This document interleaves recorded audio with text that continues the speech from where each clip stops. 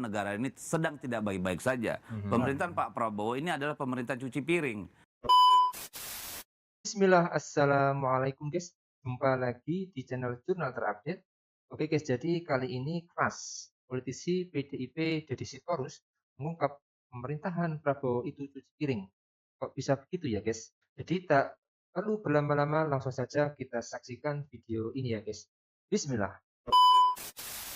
Bergabungnya partai setelah pemilu, tadi yang Mbak Putri katakan ingin berpartisipasi membangun masyarakat atau memang ingin menikmati madu kekuasaan sih sebetulnya? Nah, gini ya Mas Bud, saya ingin membuka sedikit diskusi antara ketua umum kami Mas Ahaye dengan Presiden terpilih Pak Prabowo. Jadi Mas Ahaye itu menyampaikan the true leaders atau statesman itu pikirannya ya, adalah untuk menyiapkan generasi selanjutnya. Jadi bukan berbicara next election gitu. Nah, itu diskusi beliau dengan Pak Prabowo yang kemudian minggu lalu beliau sempat sebutkan di Surabaya ketika mengisi seminar internasional. Nah, jadi apa yang dibahas ini sehingga dalam 5 tahun bisa jadi misalnya katakanlah hasilnya belum segera dirasakan. Kan meskipun ya itu menjadi penting. Misalnya Pak Prabowo sangat peduli masalah nutrisi. Masalah kemudian pendidikan. Nah ini saya masuk ke sini dulu gitu.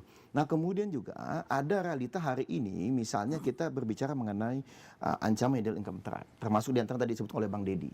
Lalu kemudian kita berbicara mengenai gizi buruk. Lalu kita ingin ada target yang namanya di SDGs di tahun 2030 yang tentunya 5 tahun ini akan menjadi modal yang sangat besar. Nah karena itulah kemudian Pak Prabowo ini dalam diskusi dengan Mas Ahaye yang kami tahu ya, yang kami diceritakan itu ada keinginan bagaimana sebisa mungkin kita sejak hari pertama kabinet itu dilantik bisa ngebut. Langsung kerja? Langsung kerja. Nah, di antaranya kemudian makanya muncul mungkin isu terkait Zaken. Apa yang disebut kemudian oleh Bang Dhanil adalah kompetensi. Lalu di sini kita juga Pak Prabowo menegaskan berulang kali tidak ada ruang untuk perasaan pribadi. Kalau untuk bangsa dan negara. Sehingga apa? Boleh kita beda pandangan ketika Pilpres. Tetapi setelah Pilpres, ayo kita jadi bangsa lagi, ayo kita bersama. Kalau ingin bergabung, membantu, membangun negeri ini di dalam pemerintahan, ayo kita berjuang bersama. Dan Demokrat bersama Mas Ahaye mengamini apa yang disampaikan oleh Pak Prabowo. Silakan Pak Prabowo, kalau jika itu dirasa langkah terbaik buat bangsa negara.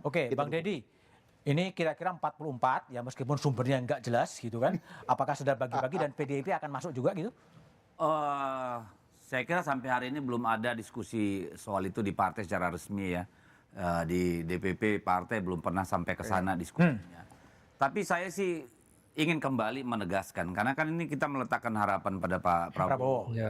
Jadi kalau pengalaman Ibu Mega dulu itu kan beliau selalu nanya itu. Misalnya pada Pak Murdiono, ya pada siapapun senior-senior di pemerintahan Orde Baru pada waktu itu, nanya siapa nih orang-orang yang kemudian kira-kira bisa dipakai. Saya kira hal yang sama juga bisa dipakai oleh Pak Prabowo nanti. Nanya kepada mereka-mereka yang lebih senior, bahkan mungkin ke menteri-menteri yang mungkin tidak dipakai lagi, kira-kira pemetaan Anda siapa sih yang bisa cocok di tempat Anda? Itu bisa saja. Karena persoalannya gitu loh. Persoalannya kan kalau memang mau betul-betul Zaken itu kabinet, tentu orang-orang yang mumpuni. Tidak saja secara teknis tetapi juga secara leadership. Dan lebih penting lagi tentu harus bisa berkomunikasi dengan parlemen. Karena tanpa komunikasi yang baik dengan parlemen itu bisa zonk juga itu kementerian. Dan itu sudah kita alami juga yang begitu-begitu. Nah saya kira soal apakah masuk ke dalam pemerintahan atau tidak, saya kira kita lihat nanti kepentingan bangsa dan negara. Tapi kami pada pemahaman bahwa negara ini sedang tidak baik-baik saja. Pemerintahan Pak Prabowo ini adalah pemerintah cuci piring. Ya kalau menurut kami karena begitu banyak. Piringnya siapa yang dicuci? Cuci piringnya Pak Jokowi dong. Pemerintahan Jokowi selama 10 tahun. Karena banyak sekali yang disembunyikan under the carpet nih. Ya, jadi saya kira untung nih Pak Prabowo ngirim Thomas Jiwandono misalnya Kementerian Keuangan. Sehingga antara apa namanya hayal gitu ya, katakanlah visi dengan realita itu bisa ketemu.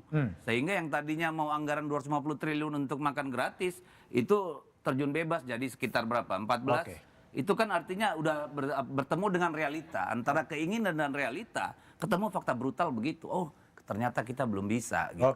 Baik Bung Deddy. Bung Arya tadi kan mengatakan maunya gaspol. Begitu hari pertama langsung kerja. Tapi kalau betul 44 menteri apa nggak berkutat nanti cari kantor lah, bikin nomenklatur surat dan lain sebagainya? Ya dulu saya ingat ketika masa Orde Baru itu ada semacam satir ya pada DPR sebagai stempel kabinet, stempel pemerintahan. Orde Baru ya? Iya, Orde Baru. Sekarang bukan enggak juga. Nah, Nyaris. nyaris ya. Bisa juga lah. Kalau melihat pengalaman Omnibus Law kan tukang stempel. Nah, Oke, ya terus. kita kan berharap kita sudah melaksanakan pemilu yang demokratis itu 6 kali. Dan salah satu parameter demokratisasi itu selain kompetisi itu adalah kontrol dari parlemen.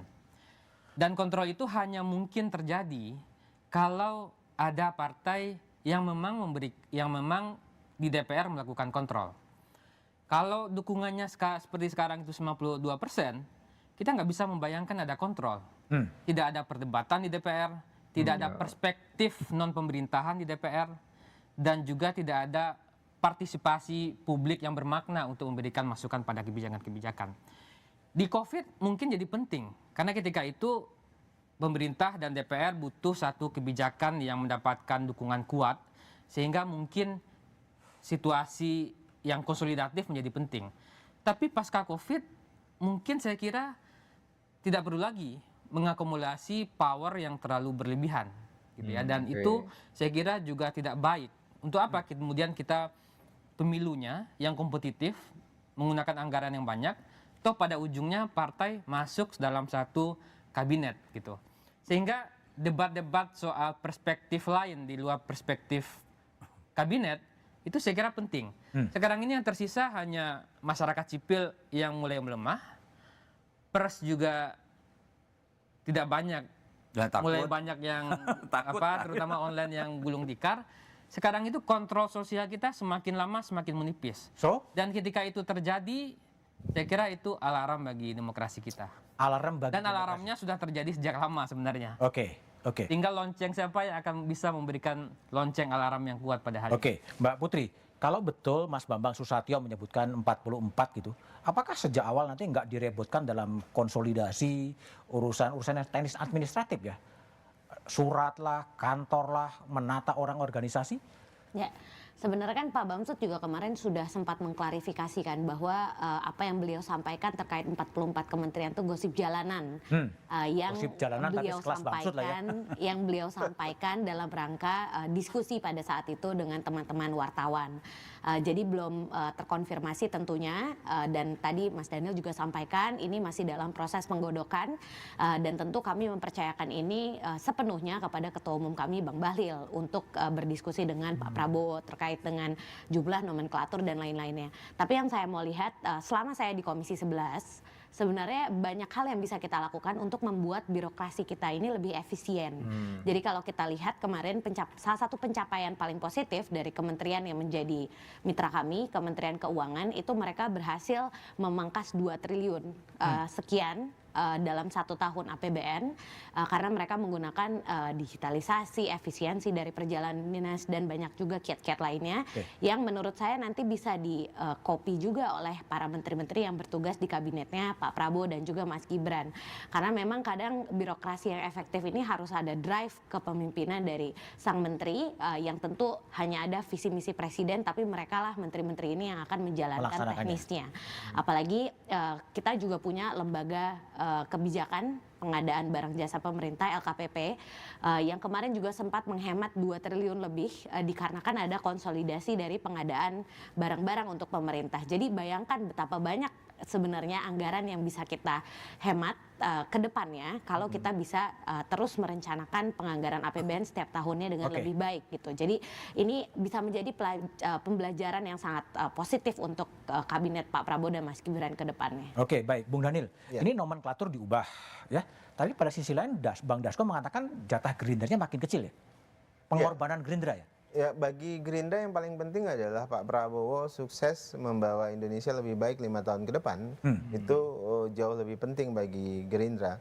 Nah, terlepas nanti perwakilan Gerindra yang menjadi menteri berapa itu diserahkan sepenuhnya kepada Pak Prabowo tentu, karena beliau hafal betul siapa yang punya kompetensi khusus yang dibutuhkan oleh Pak Prabowo dari Partai Gerindra, siapa yang tidak. Jadi yang jelas komitmen Pak Prabowo hari ini itu ingin melakukan, saya menggunakan istilahnya itu adalah akumulatif advantage. Akumulasi advantage. Iya, jadi mengakumulasikan kemajuan-kemajuan yang sudah dimulai oleh pemimpin-pemimpin sebelumnya atau kita sering nyebutnya rejim-rejim sebelumnya. Karena selama ini kan tradisi cancel culture, menegasikan kepemimpinan sebelumnya itu sangat terasa sehingga kita tidak pernah bergerak maju, tidak progresif. Nah, Pak Prabowo itu menginginkan ada upaya akumulatif advantage ini secara maksimal. Itulah kenapa misalnya Pak Prabowo menyebutkan kepada Pak Jokowi, menteri-menteri beliau yang dianggap baik, yang itu yang tadi saya sebut sebagai ada advantage-nya, tentu bisa jadi dipertimbangkan lagi oleh Pak Prabowo. Itu adalah upaya mengakumulasikan advantage tadi. Termasuk kemudian Pak Prabowo bicara dengan Pak SBY terkait dengan banyak hal, karena banyak advantage yang dihasilkan masa pemerintahan Pak SBY, dan sebentar lagi juga Pak Prabowo akan mendengarkan advantage yang mungkin akan disampaikan juga oleh Bu Megawati. Bu Megawati. Dan ini penting bagi Pak Prabowo, dan tentu dalam historis kita juga ingat sampai dengan Bung Karno, beliau-beliau semuanya punya legasi yang positif. Nah, itu yang kami sebut sebagai politik Pak Prabowo ke depan, itu adalah politik akumulatif advantage itu. Oke, baik. Oke guys, jadi sepertinya ada harapan yang besar nanti di pemerintahannya Bapak Prabowo guys, melihat apa yang disampaikan dari para narasumber tadi. Jadi tadi ini saya ingin menyoroti yang mana ini secara tegas tadi Sitorus itu tadi mengatakan bahwa pemerintahan Pak Prabowo ini adalah pemerintahan cuci piring Pak Jokowi selama 10 tahun ini. Karena menurutnya banyak yang disembunyikan undercover. Jadi kalau memang pemerintahan Pak Prabowo ini mau membalikan kepercayaan masyarakat, sebaiknya memang Pak Prabowo memanfaatkan orang-orang yang tidak berpikir pragmatis dan tidak perlu membentuk koalisi gemuk dalam kabinetnya nanti. Pragmatis dan koalisi gemuk hanya akan menghambat kemajuan bangsa dan negara, guys. Selain itu, Pak Prabowo juga harus memilih orang-orang yang profesional di bidangnya, bukan orang partai tentunya, karena kalau sudah begitu, jabatan yang sudah dipegang kepada ahlinya dan tidak ada unsur kepentingan politik, melainkan hanya untuk kepentingan rakyatnya, tentu kepemerintahan Pak Prabowo nanti akan bisa berjalan dengan smooth dan juga efisiensi, guys. Jadi mungkin itu guys yang bisa saya jelaskan untuk video kali ini. Bagaimana menurut kalian soal video ini? Tulis komentarnya di bawah ini ya guys. Saya izin pamit dulu. Wassalamualaikum warahmatullahi wabarakatuh.